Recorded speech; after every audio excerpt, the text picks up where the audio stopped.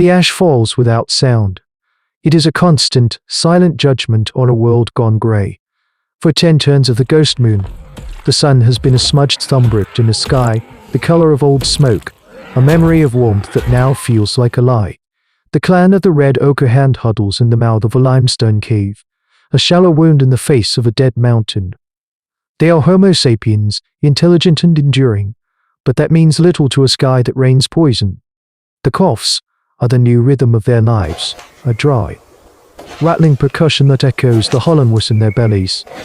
This is the great dying, the long twilight of a volcanic winter that chokes every leaf, starves every beast, and erases the very horizon. Kale watches the landscape, his knuckles white around the shaft of his spear. The trees are skeletons, their branches brittle and bare. The ferns, once a vibrant green sea, are a decaying brown sludge beneath the ever-deepening layer of grey. There is no birdsong. There are no buzzing insects.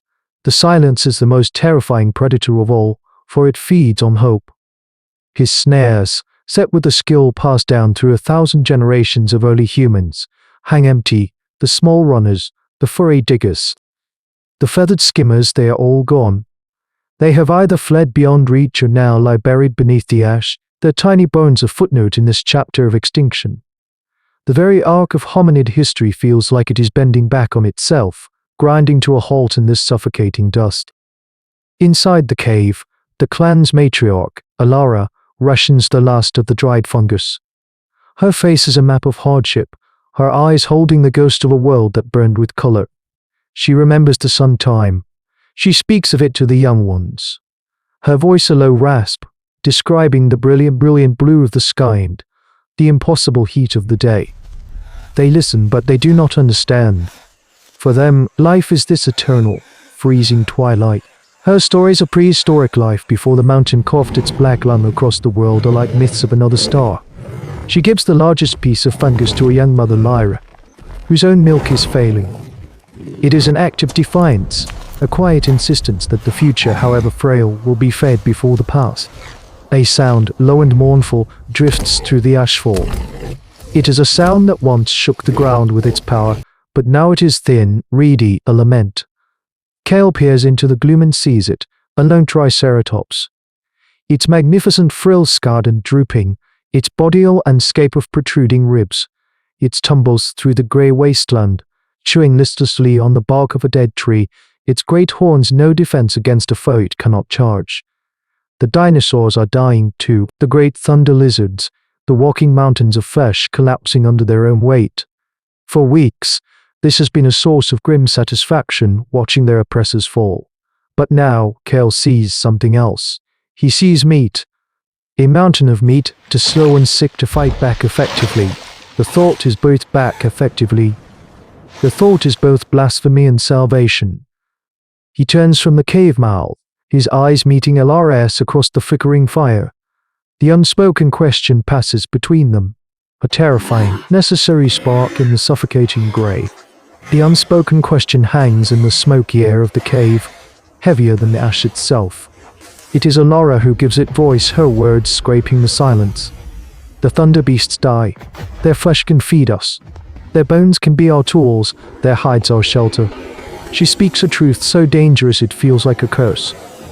To hunt the small things is instinct.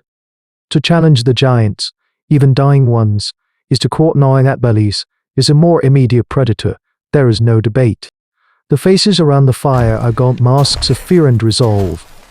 Their survival skills, honed over generations of human evolution against a world of prehistoric life, are about to be tested against a foe of impossible scale. This is their new reality. Kale takes 3 of the clan's best hunters, lean, silent men who move like ghosts through the grey world. They are not looking for a strong beast to conquer, but a weak one to butcher. They find it to sunless days from the cave, near a petrified forest of blackened stumps. It is a Stegosaurus, its iconic dorsal plate sagging and filmed with grime. The creature is immense, a walking fortress of bone and keratin, but it is dying on its feet. It shivers constantly from the cold, and its great, plated tail, a weapon that could once shatter trees, drags listlessly through the ash. It is a living dinosaur documentary of entropy, a monument to a world that is fading. Kale watches it for hours, his mind a cold engine of calculation. He notes the way it favors its left furrow, the slow, predictable arc of its head as it strips tasteless bark. He sees the vulnerability behind its armor.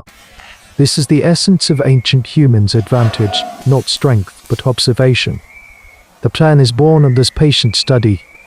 It is simple, brutal, and relies on the creature's own failing body. They will attack the plates or the thick hide. They will attack the joints. They will attack the joints, too small to crush, too persistent to ignore. They carry heavy, fire-hardened spears, a primitive technology that feels woefully inadequate. But someone new, tipped with sharpened fragments of bone from a scavenger's find. The first desperate artifacts of an osteodontocratic technology forged in the crucible of this new hard age. They wait for the beast to lower its head, a moment of profound exhaustion. Then, Kale gives the signal, a sharp click of the tongue. Two hunters burst from behind the petrified trees, yelling and throwing stones at the creature's head. It is a diversion, a primal appeal to its tiny, panicked brain. The Stegosaurus bellows, a ragged, pathetic sound, and swings its massive head towards the noise, its tail instinctively beginning to sweep. In that moment of distraction, Kale and the fourth hunter rush in from the other side, low and fast. They do not aim for a killing blow. Tail drives his bone-tipped spear deep into the soft flesh behind the creature's knee. The beast screams, a sound of pure agony, and lurches, its leg buckling. It stumbles, trying to turn, its go, eyes a tail whipping through the air with terrifying, clumsy force. A petrified log explodes into splinters where a hunter stood a second before. But the damage is done. The creature is crippled. It thrashes, but it cannot run. It cannot properly aim its only weapon. Now the clan's true work begins, a slow, methodical, and merciless process of bleeding a mountain to death. The dying of the Stegosaurus is not a swift or noble affair. It is a siege. For a full cycle of the dim light fading towards the blackness and returning, the four hunters harry the beast. Their movements a grim, exhausting dance. They are gnats at the heels of a god. The creature's roars of pain become weaker, turning into guttural moans that vibrate through the ash-covered ground. Its thrashing tail becomes sluggish, a final, desperate protest against the inevitable, when it finally collapses. The ground trembles, sending up a puff of grey dust that settles on its immense, still flank like a burial shroud. The silence that follows is profound. Kale stands, chest heaving, his spear slick with dark, thick blood. The cost was high. One hunter, Olin, lies still, his chest crushed by a glancing blow from the thagomizer. A hard choice, a necessary sacrifice.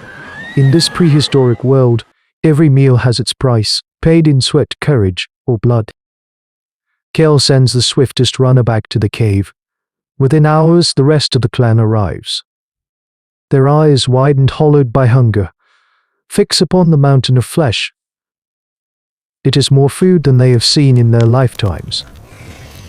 For a moment, they are simply hominids in awe of a fallen titan, a relic from an age of impossible life million years ago. But the awe is quickly replaced by a frantic urgency.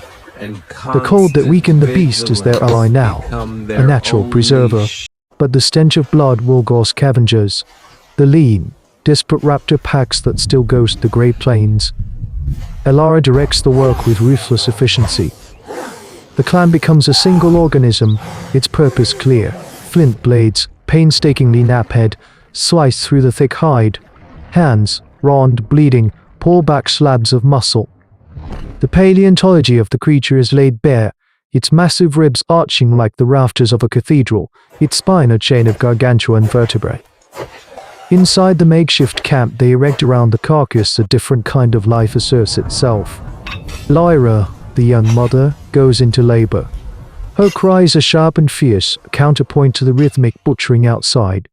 While the clan carves a future from the flesh of the past, she is bringing that future into the world. Elara moves between the two tasks, overseeing the preservation of meat and dating the birth. One is an act of survival, the other, an act of faith. In the flickering light of a fire fed with rendered dinosaur fat, The child is born. It is a girl, small and screaming, her cry thin but defiant against the suffocating silence of the ash-choked world. They wrap the infant in the softest hide they have, a piece scraped clean from the Stegosaurus's underbelly. The clan gathers for a moment, their work paused. They look from the colossal, dismembered beast to the tiny, perfect human. The juxtaposition is staggering. One represents the end of an era, a magnificent power succumbing to a changing world.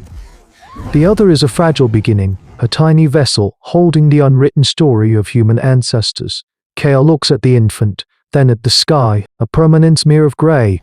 For the first time in a decade, the suffocating ash does not feel like an ending. It feels like a canvas, waiting for a new story to be painted upon it.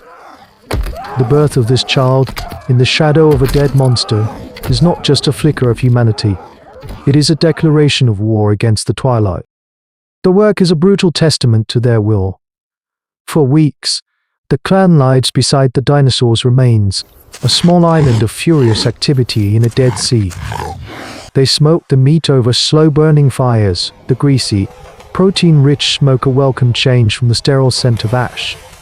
They clean the bones, seeing them not as remains, but as a quarry of raw materials. The great dorsal plates become the walls of new, sturdier shelters. Ribs are fashioned into bows, their natural curve a gift from the dead beast. Teeth become knives and arrowheads, an arsenal bequeathed by their fallen foe. They are no longer merely surviving, they are adapting, innovating, building a new world from the ruins of the old one.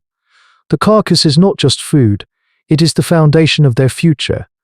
This desperate act, born of starvation, becomes a turning point in their hominid history, a brutal lesson in how intelligence and cooperation can dismantle even the greatest of powers. Named Asha in honor of the world she was born into, grows stronger. Her cry is a constant reminder of what they fight for.